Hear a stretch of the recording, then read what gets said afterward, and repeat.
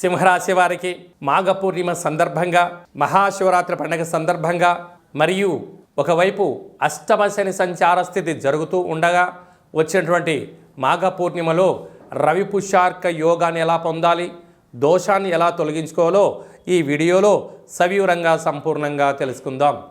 సింహరాశిలో ఏ నక్షత్రాలు వస్తాయనగా మఖా నక్షత్రంలోని 4 పాదాలు, పుబ్బా నక్షత్రంలోని 4 పాదాలు, ఉత్తరా నక్షత్రం 1 పాదం కలిపితే సింహరాశి.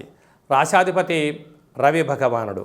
రాశిలోనే కేతు సంచార స్థితి, విశేషంగా 6వ స్థానంలో రుణరోగ శత్రుస్థానంలో రాశాధిపతి శని భగవాన్ యొక్క గృహంలో సంచారం చేయడము, ఆత్మకారకుడు రవి, రుణరోగ శత్రుకారకుడు కుజుడు, బుద్ధికారకుడు బుధుడు, కాత్రకారకుడు శుక్రుడు 6వ స్థానంలో ఉన్నారు కనుక దయచేసి అప్పులు ఇవ్వద్దు, అప్పులు కూడా తెచ్చుకోవద్దు. ఉండబడినటువంటి వాటితో సర్దుకపోగలిగినట్లయితేనే భవిష్యత్తు చాలా బాగుంటుంది. ఎందుకనగా 4 గ్రహాలు మూకుమ్మడిగా 6వ స్థానంలో సంచారం చేయనప్పుడు అంటే బంధువులని, మిత్రులని, స్నేహితులని అప్పు అడుగుతున్నారు కదా అని చెప్పి ఇవ్వడం, బ్యాంకులు బంధుమిత్రులు స్నేహితులు ఇస్తున్నారు కదా అని చెప్పి అప్పు తెచ్చుకోవడం, వాగ్దానం చేశారా సర్వము మునిగిపోయే పరిస్థితి చాలా అధికంగా ఉంటుంది. ఎందుకనగా ప్రభుత్వ అధికారులతో అనగా పోలీసు వారితో, రక్షణ వారితో, న్యాయ శాఖలతో చాలా జాగ్రత్తగా ఉండాలి. ప్రభుత్వపు ఉద్యోగ కార్యక్రమాలు ఆచరింపజేసేవారు ఓర్పు, పట్టుదల, మౌనము, వీలైతే దీక్ష చాలా అవసరం. ఎందుకనగా మనము ఉపవాసమే దీక్ష అనుకుంటాం, వీలైనంత వరకు మౌన దీక్ష చాలా అద్భుతంగా పనిచేస్తుంది. అలాగా చూడరానికి కళ్ళు మూసుకొని ధ్యానం చేయడం వలన నేత్ర దీక్ష అంటారు. అలాగా కొన్ని విననట్టు ఉండగలగాలి, ఇది ఒక పెద్ద దీక్ష.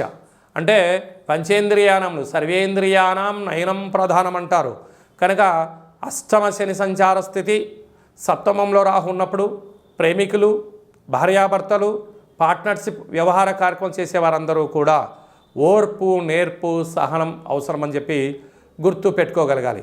లేకపోతే అనేక రకాల ఇబ్బంది గురవుతూ ఉంటుంది. కనుక ఆదివారం రోజున అంటే రాశాధిపతి రవి యొక్కకు ఇష్టమైనటువంటి రోజు, ప్రాముఖ్యత ఇచ్చేటువంటి రోజు ఆదివారము. మాఘ పూర్ణిమ అందులో తన సుపుత్రుడైన నక్షత్రం రోజు రావడం, అందులో పూర్ణిమ తిథి మాఘ పూర్ణిమ రావడం, బ్రహ్మ ఏదైతే రాశాడో మన తలరాత ఏదైతే మనం పుట్టగానే పుట్టేటువంటి కాల సమయంలోనే బ్రహ్మదేవుడు కపాలం పట్టుకొని లక్ష్మీమాత అయినటువంటి తన తల్లి వైపు చూస్తాడట.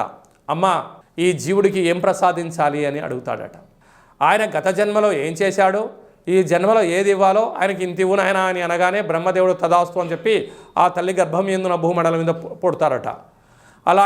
ఎలాంటి జీవితాన్ని ఇచ్చినను మన తలరాతను మనమే రాసుకొని గతాన్ని తొలగించి చేసే శక్తి ఈ అసితాంగ కాలభైరవుడికి ఉంటుంది. అందుకే ఆ అసితాంగ కాలభైరవుడి యొక్క స్మరణ, కుష్మాండ దీపము, అలాగా బ్రహ్మరాశం రాతను తొలగించుకునే శక్తి సింహరాశి వారికి ఉంటుంది. కనుక ఈ ఆదివారం పూర్ణిమ సందర్భంగా తెల్ల జిల్లేడు వృక్ష ప్రదక్షిణ, నువ్వుల నూనెతో దీపము, శక్తి కలిగితే ఆ వినాయకుడిని తీసుకొచ్చి ఇంట్లో పెట్టుకోవడము, లక్ష్మీ గణపతి హోమాన్ని ఆచరింపచేయడం వలన యోగదాయకం.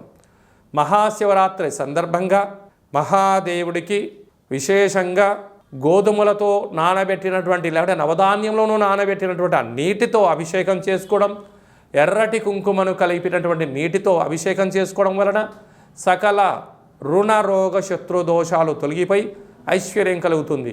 ప్రధానంగా సింహరాశిలో ఉండబడిన జాతకులు వ్యవసాయ సోదరీమణులు, గృహ భవన నిర్మాణాన్ని ఆచరింపజేసేవారు, వ్యవసాయ సోదరీమణులు, యూట్యూబ్, వాట్సాప్, ఫేస్బుక్ క్రియేటివిటీ రంగాలుగా ఉండబడిన వారు, రాజకీయవేత్తలు, సంపూర్ణ మీడియా రంగంలో ఉండబడిన వారు, ప్రభుత్వ ఉద్యోగాల్లో ఉండబడిన వారికి ఓర్పు, నేర్పు, సహనం అవసరం చెప్పి గుర్తుపెట్టుకోగలగాలి.